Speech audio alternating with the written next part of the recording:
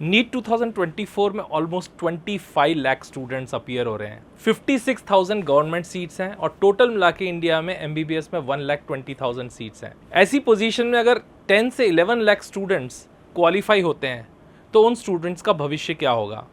और जब ये सवाल आता है तो नेचुरल है कि जो स्टूडेंट्स 2 या 3 बार रिपीट कर चुके हैं, अपनी सारी कोशिश कर चुके हैं और वो इतना अफोर्ड भी नहीं कर सकते कि वो एक प्राइवेट मेडिकल कॉलेज की 80 लाख से लेकर 1 करोड़ 50 लाख रुपीस तक की फीस अफोर्ड कर पाएँ, तो क्या रास्ता बचता है ऐसे स्टूडेंट के पास। जब ये सवाल उठता है तो सबसे पहला जवाब दिमाग में आता है नेपाल। जी हाँ, एमबीबीएस इन नेपाल।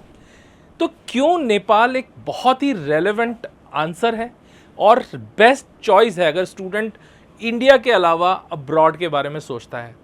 तो आज इस वीडियो में मैं आपको उन सवालों के जवाब देने वाला हूं कि अगर इंडिया में नहीं हो रहा है, नहीं उतना स्कोर आया है जिससे आपको गवर्नमेंट कॉलेज मिल पाए, या फिर आपकी अफोर्डेबिलिटी नहीं है लेकिन फिर भी आप अपनी क्वालिटी ऑफ एजुकेशन से कॉम्प्रोमाइज़ नहीं करना चाहते, you want the best quality of education at the same time best clinical experience, तो फिर क्या ऑप्शंस बचते हैं। जी हाँ, एमबीबीएस इन नेपाल, तो ये एक बेस्ट चॉइस स्टूडेंट के सामने बचता है। लेकिन सवाल है क्यों। आज इस वीडियो में मैं यही जवाब देने वाला हूं।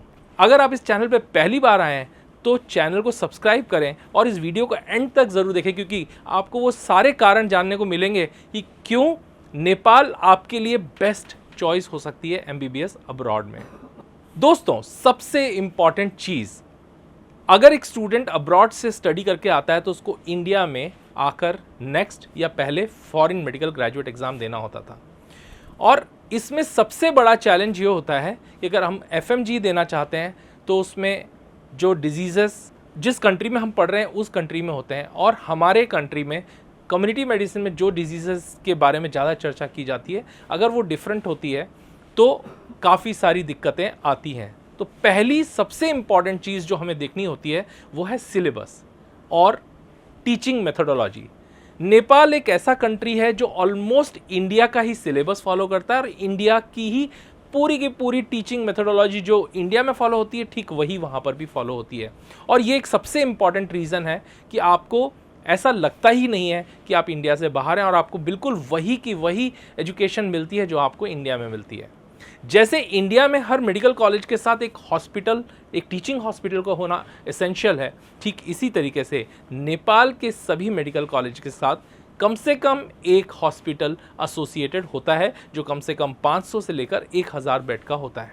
लेकिन सिर्फ सिलेबस की बात नहीं है, नेपाल के मेडिकल कॉलेजेस स्टैंडर्ड और इंटरनेशनल लेवल का करिकुलम फॉलो करते हैं। और शायद यही कारण है कि अगर हम यूएसएमएलई और प्लैब की सक्सेस की बात की जाए तो इंडिया जिस तरीके से इंडियन स्टूडेंट्स और इंडियन डॉक्टर्स यूएस यूके में जाके सर्व कर रहे हैं, ठीक यही सिनेरियो नेपाल का भी होता है। टॉप 10 नेशंस में नेपाल का नाम आता है जो यूएसएमएलई प्लैब जैसे एंट्रेंस एग्जामिनेशन क्रैक कर पाते हैं। और उसका कारण है कि नेपाल एक ग्लोबल स्टैंडर्ड्स का करिकुलम फॉलो करता है। अब इंडिया की एक कंडीशन और है, वो ये है कि जो भी मेडिकल कॉलेजेस हैं वो सब WHO से रिकॉग्नाइज्ड होने चाहिए। नेपाल के सभी मेडिकल कॉलेजेस WHO रिकॉग्नाइज्ड हैं, साथ में ही नेशनल मेडिकल कमीशन भी ऐसे सभी कॉलेजेस को रिकॉग्नाइज करता है। साथ में ही जो एमबीबीएस की डिग्री है जो हमें त्रिभुवन यूनिवर्सिटी या काठमांडू यूनिवर्सिटी से मिलती है, वो सब रिकॉग्नाइज्ड है सार्क से, कॉमनवेल्थ से, और Europe, Asia, middle east, America, Australia और अफ्रीकन कंट्रीज़ में भी ये रिकॉग्नाइज्ड है। साथ में इंडिया और श्रीलंका के ऐसे बहुत सारे स्टूडेंट्स हैं जिन्होंने एफएमजी जैसे एग्ज़ाम्स क्लियर करके वो अपने देश में सफलता के साथ प्रैक्टिस कर रहे हैं। और इसमें एक बहुत ही इंपॉर्टेंट रोल होता है एक्सपीरियंस्ड और क्वालिटी फैकल्टीज़ का। तो नेपाल में जो कॉलेजेस हैं उनके अंदर काफ़ी एक्सपीरियंस फैकल्टीज़ होते हैं, इसमें से काफ़ी सारे फैकल्टीज़ ऐसे भी होते हैं जिन्होंने इंडिया में यूएस या यूके जैसे कंट्रीज़ में जाके भी पढ़ाई की है। अगर किसी भी स्टूडेंट को अच्छा डॉक्टर बनाना है तो उसके लिए सबसे इंपॉर्टेंट है उसका क्लिनिकल एक्सपीरियंस। नेपाल में हर कॉलेज के साथ एक डेडिकेटेड एक टीचिंग हॉस्पिटल होता है और वहाँ का disease pattern almost same like India, और इसके कारण से स्टूडेंट्स को बिल्कुल वही एक्सपोजर, वही क्लिनिकल नॉलेज मिल पाती है जो कि उसको इंडिया में मिल पाती है। और इसका सीधा सीधा फ़ायदा उसको एफएमजी जैसे एग्ज़ाम या नेक्स्ट जैसे एग्ज़ाम को क्लियर करने में भी मिलता है। अब बात करते हैं ट्रांसपोर्टेशन की और कल्चर की। देखिए, इंडिया की और नेपाल की बाउंड्रीज कनेक्टेड हैं और यहाँ तक कहा जाता है कि हमारे बीच में ना सिर्फ बाउंड्रीज़ का बल्कि रोटी और बेटी का भी रिश्ता है। तो ये इतनी इम्पॉर्टेंट बात है कि एक स्टूडेंट को अगर नेपाल जाना है तो बाई रोड बाई एयर किसी भी तरीके से जा सकता है। कई सारे स्टेट्स हैं जिनकी बाउंड्रीज नेपाल से डायरेक्टली कनेक्टेड है और उसका सीधा सीधा प्रभाव वहाँ के कल्चर पे भी पड़ता है। वहाँ का खान पान, कल्चर, भाषा ऑलमोस्ट इंडिया के जैसी है और यहाँ तक कि वहाँ पर पूरी दुनिया में सबसे ज़्यादा देवनागरी लिपि का इस्तेमाल किया जाता है, इतना इंडिया में भी नहीं किया जाता है।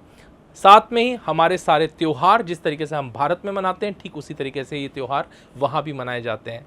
आपको एक मिनट के लिए भी ऐसा फील ही नहीं होता कि आप भारत से बाहर जा रहे हैं। बहुत सारे ऐसे स्टूडेंट्स और पेरेंट्स हैं जो बच्चों की सेफ्टी के लिए कंसर्न रहते हैं, उनके लिए ये एक बहुत ही सेफ़ कंट्री है। साथ में ही गर्ल्स स्टूडेंट्स के लिए भी ये बहुत ही सेफ़ है।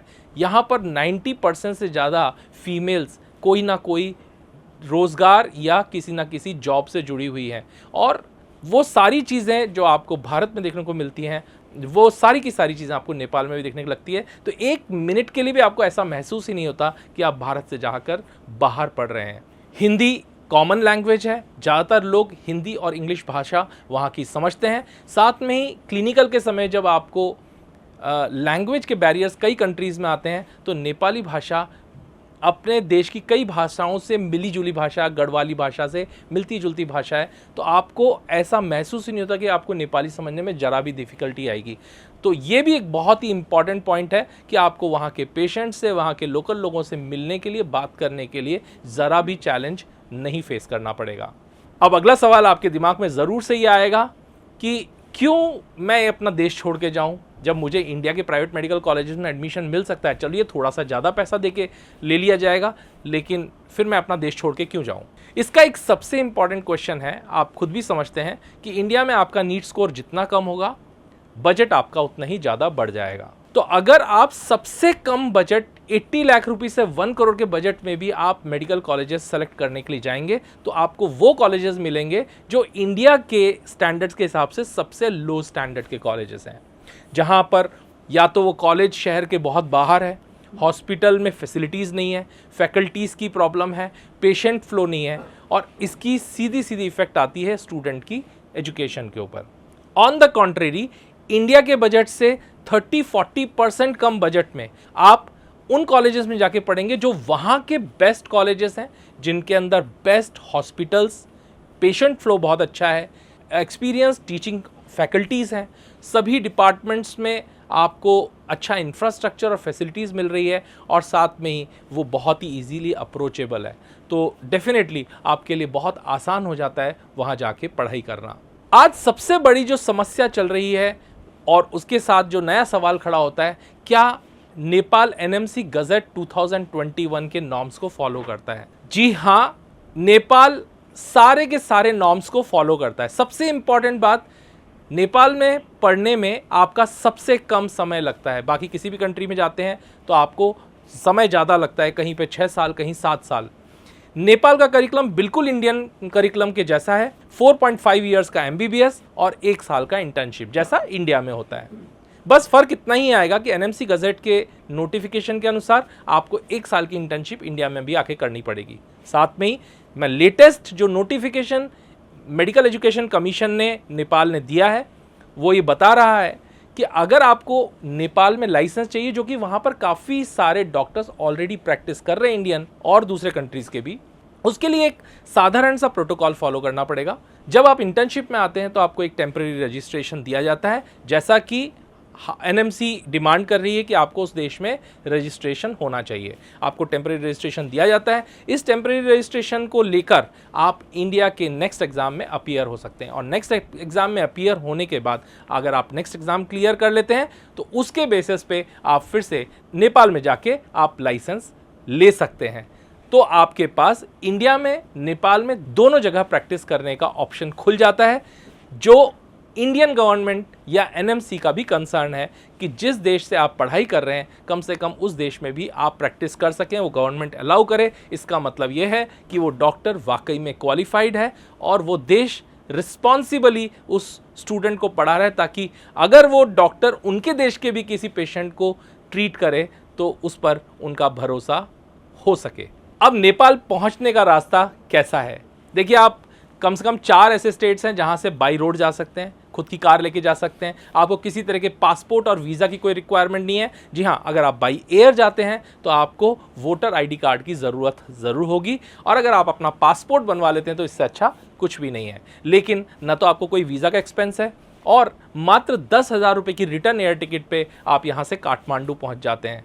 1 घंटे की फ्लाइट है और आपको ऐसा लगता है जैसे आप दिल्ली से जम्मू या किसी और शहर के लिए उड़े हैं। तो दोस्तों, ये थे वो कुछ कारण जिसकी वजह से MBBS in Nepal one of the best option है इंडियन स्टूडेंट के लिए, जहां पर सारे NMC गजट के रूल्स भी फॉलो होते हैं, सबसे कम टाइम ड्यूरेशन भी लगता है, आपको लाइसेंस फैसिलिटीज़ भी मिलती है, और स्ट्रेस फ्री माहौल में, सेफ एनवायरनमेंट में, बिना किसी लैंग्वेज का प्रेशर लिए हुए, सेम इंडियन कल्चर और खान पान, वही त्योहारों के साथ आप अपनी MBBS की डिग्री भी कंप्लीट कर लेते हैं और आपके चेहरे पे जरा सी शिकन भी नहीं आती। तो ये थे वो कारण जिसकी वजह से MBBS नेपाल आज इंडिया का सबसे ज़्यादा प्रिफर्ड स्टडी अब्रॉड डेस्टिनेशन बनता जा रहा है। और किसी भी स्टूडेंट को अगर इससे रिलेटेड जानकारी चाहिए, आप नीचे दिए गए नंबर पे हमसे संपर्क कर सकते हैं कि वहाँ पे कौन कौन सी यूनिवर्सिटीज़ हैं, कौन से बेस्ट कॉलेजेस हैं। आपकी मदद के लिए एक video, dedicated video, the best medical colleges in Nepal मैं लेकर आ रहा हूँ। इसके लिए जुड़े रहिए मेरे चैनल के साथ, सब्सक्राइब कीजिए और बेल आइकन को प्रेस कीजिए, जिससे कि आने वाले वीडियोस के नोटिफिकेशन भी आपको मिल सके। मिलते हैं एक और इंटरेस्टिंग वीडियो के साथ। Good bye and thank you.